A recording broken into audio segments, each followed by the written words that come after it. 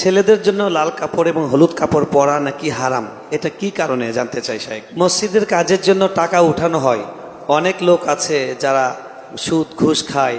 আমরা ওয়াজে শুনেছি কাবা ঘরে কিছু অংশ বাকি ছিল, হারাম টাকা নেওয়া হতো না সেজন্য। তাহলে মসজিদের জন্য টাকা উঠানোর সময় কেন বলে না যাদের হারাম ইনকাম তাদের টাকা নেওয়া হবে না? আলহামদুলিল্লাহ, এটা তো সুন্দর কথা এবং সুন্দর দরকারি প্রশ্ন। আজকাল মসজিদ মাদ্রাসা বলেন আর ওয়াজ মাহফিল বলেন আর যাই বলেন, আমরা চাই সেটা চাকচিক্যময় হোক, টাকা হালাল হোক বা হারাম হোক, সেটা নিয়ে আমাদের তেমন কোনো মাথা ব্যথা থাকে না। প্রশ্নকর্তা যেটা বলেছেন সঠিক তথ্য। আপনারা যারা মক্কা গিয়েছেন তারা দেখেছেন, যারা অনলাইনে বা ভিডিওতে দেখেছেন তারাও জানেন যে কালো গিলাপে মোড়ানো কাবা ঘর বাইতুল্লাহ, এই মসজিদ, এটার এক পাশে বুক পরিমাণ ওয়াল উঁচু করে রাউন্ড করা আছে।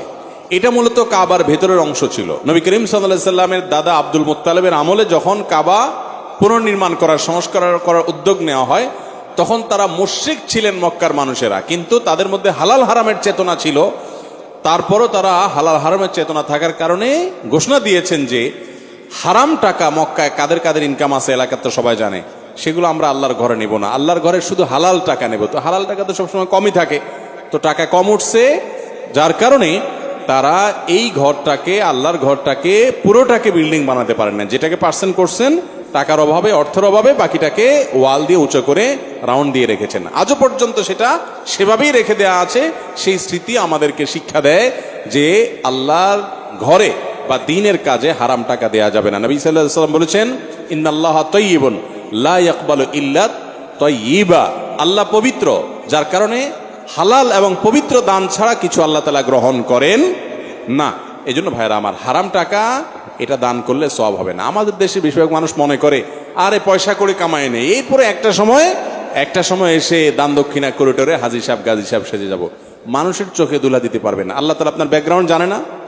অতএব এই 2 নম্বরের পথ পরিহার করতে হবে এবং হারাম টাকা মসজিদ দিবে না। মসজিদ কর্তৃপক্ষেরও মেরুদণ্ডে থাকা উচিত, ইমাম সাহেবের মেরুদণ্ড থাকা উচিত যে হারাম টাকাকে ডিনাই করতে জানবে। আজকাল তো এগুলো নাই ম্যাক্সিমাম মসজিদ। আলহামদুলিল্লাহ, এই মসজিদে খতিব সাহেব বলেছেন, আমরা আমাদের আসুন্নাহ ফাউন্ডেশনে যারা লাইফ মেম্বার এবং ডোনার মেম্বার হবেন, সেখানে আমাদের ফরমে এবং আবেদনে লেখা আছে যে শর্তই হলো আপনি হালাল টাকা দিয়ে আমার এখানে সদস্য হতে হবে, হারাম টাকা দেওয়া যাবে না। তারপরেও যদি আপনি হারাম দেন, আপনি অন্যায় করেছেন, প্রতারণা করেছেন, কিন্তু আমরা হারাম নিতে প্রস্তুত নই।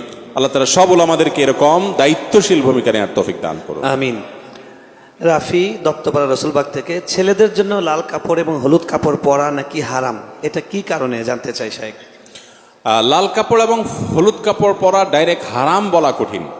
বিভিন্ন হাদিসে একেবারে নিরেট লাল, টকটকা লাল, যেটা পিওর লাল, যেখানে কোনো মিশ্রণ নাই, এবং হলুদ, এই দুটির ব্যাপারে বিভিন্ন রেওয়ায়েতে নবী করিম সাল্লাল্লাহু আলাইহি সাল্লাম থেকে নিষেধাজ্ঞা প্রমাণিত। সেটাকে ফুকাহায়ে কেরাম মাকরুহ বলেছেন, অপছন্দনীয়, অনুত্তম, অনুচিত, না পরা উচিত। পিওর লাল, পিওর হলুদ পুরুষের জন্য।